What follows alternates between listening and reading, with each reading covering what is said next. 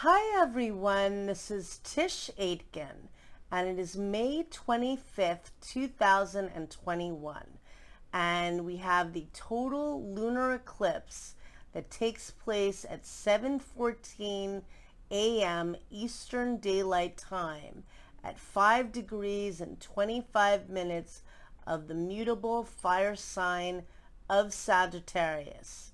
Sagittarius is a sign that is very concerned with the truth, with manifesting, with teaching and education and learning, as well as travel and empirical life experience.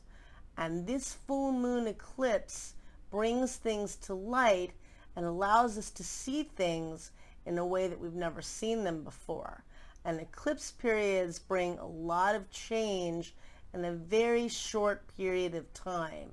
The lunar eclipse always takes place during a full moon when the Earth's shadow blocks off the light from the sun, and it completely blocks it off during a total lunar eclipse, which usually reflects off of the moon. This allows things to be brought to light, and lunar eclipses are generally more Libran in nature. They tend to be more relationship oriented, I versus thou, and they tend to be more emotional. They bring things to completion, and in the case of a total lunar eclipse, it's a super moon where the moon is very close to the Earth in its orbit. So this really intensifies the energy of this eclipse. Now, Sagittarius, when the moon is in Sagittarius, that's generally a very optimistic placement of the moon. It's one of the most exuberant and hopeful placements because Jupiter is a planet of optimism and good humor. But this full moon squares Jupiter, which recently entered the mutable water sign of Pisces on May 13th. And Jupiter will be transiting in Pisces until July 29th. Jupiter rules Pisces in ancient astrology and is also concerned with faith and having something to believe in, but it can expand the emotions, the empathy, the compassion, the floodgates of emotions we're all feeling, and it can be a little emotionally intense. Jupiter in Sag is a little bit more carefree, but Jupiter does love being in Pisces. I do feel right now there's so much to look at because, to begin with, Mercury is currently out of bounds. It's also just about to retrograde. So Mercury entered the mutable air sign of Gemini, and we do currently have 4 points transiting in Gemini, which means a lot of communication, a lot of decisions and networking and things going in many different ways. Is a fluid, mutable sign. It's an air sign, involved with a lot of communication. And Mercury went out of bounds, which means it exceeds the sun's declination. It's beyond 23 degrees and 27 minutes north or south of the equator. And this intensifies and exaggerates the energy of Mercury and makes it sometimes not play by the rules. And it will be out of bounds until May 30th. So that's going on in Gemini, where it can be, it's brilliant, but it can be tricky, and it is the trickster. Mercury is the trickster of the zodiac. Mars has been out of bounds from March 21st. It is no longer out of bounds of May 24th. That's also been at play, transiting in Cancer where it does not like to be. So emotionally driven action, which is not ideal for anyone. Now Venus, the planet of love and beauty and how you partner, is also transiting in the mutable air sign of Gemini, and is now out of bounds as of May 23rd, and it will be until June 18th. So now we've got Venus, which is also a personal planet, not playing by the rules. Now she's acting unpredictable and doing her own thing. And so that's going on. Saturn, which is the planet of structure and how we anchor our goals, it's been in the sign of Aquarius since December 17th of last year. And we started this whole new 20-year vision when Saturn and Jupiter met up on the winter solstice at 0 degrees of the fixed air sign of Aquarius.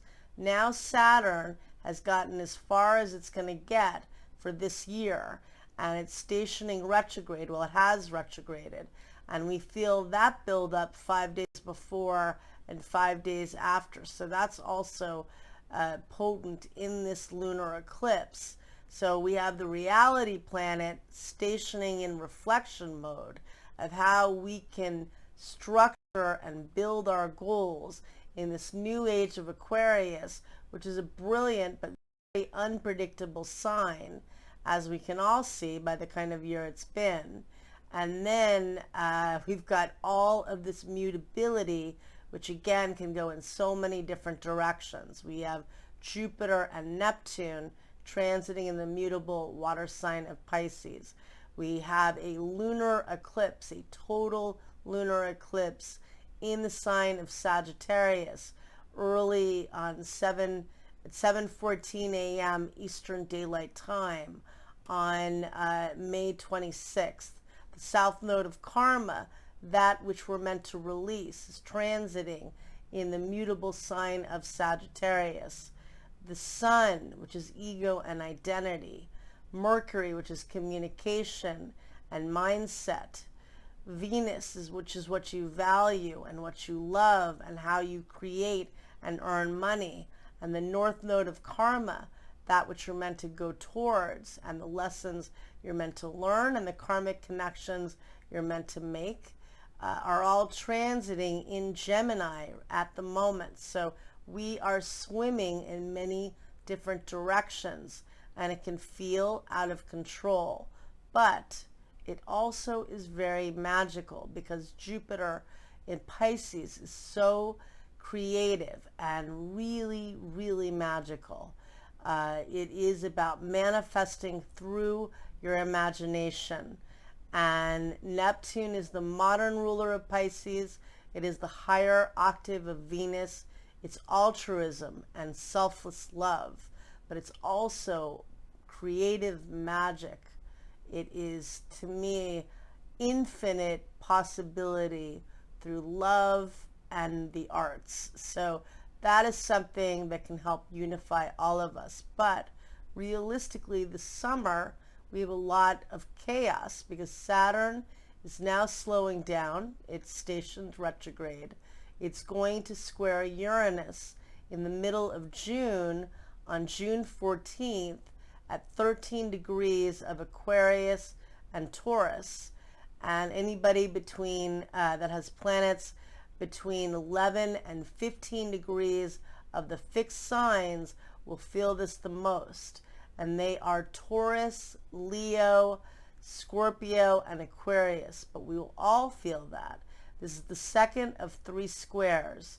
The first occurred on February 17th at 7 degrees of the fixed signs. And that was the day of the big power outage in Texas. And that chaos was a terrible thing. It was awful.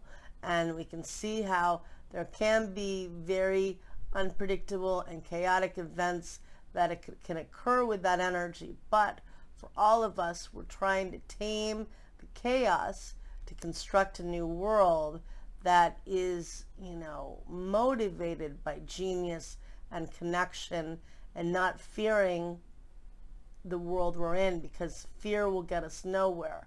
Jupiter in Pisces is magical, but it can expand the fear. And with this full moon eclipse, this total lunar eclipse in Sagittarius, focus on what you want to purge and release. What do you want to let go of so that you can tap into your truth, your own benevolence and kindness, because those are other parts of Sagittarius that are strong in the whole story. And I feel that this eclipse is intense. We've got a lot going on right now. Saturn just stationed retrograde, and again is inviting all of us to be realistic in searching how we can expand. And that's the intention of Sagittarius, to expand. Jupiter is now in a sign it loves to be in temporarily until the end of July. We have on May 27th, Venus is going to square Neptune. That can bring disappointment, and more deception can be uncovered in relationships. And we know with this full moon eclipse, it's setting off Jupiter, which will expand both the Neptunian and the Sagittarian elements of this eclipse. And on over the weekend, we have Mercury stationing retrograde. So Venus meets up with Mercury at 1:13 a.m. Eastern Daylight Time on May 29th. And then Mercury retrogrades at 6:34 p.m. Eastern Daylight Time at 24 degrees and 43 minutes of the mutable air sign of Gemini. It will no longer be out of bounds as of the 30th, so that at least helps a bit. But again, there's so much mutability. So swim in the magic. Know that at times it could seem a little bit out of control. Go with the flow. Do a lot of spiritual work, whatever that is for you. It's individual. There's no template. Whatever centers you, grounds you, and connects you to source and magic. Keep using those tools. You will need them. We'll all need them. But there are a lot of exciting energies that are coming up in the next couple of months. But we know it's going to be a huge time for all of us.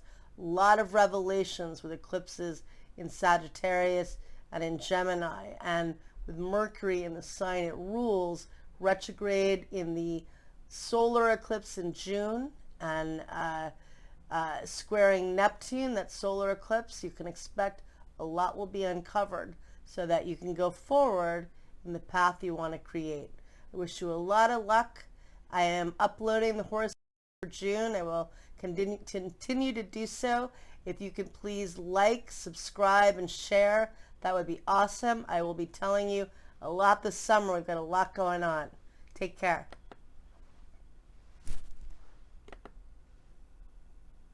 Oops.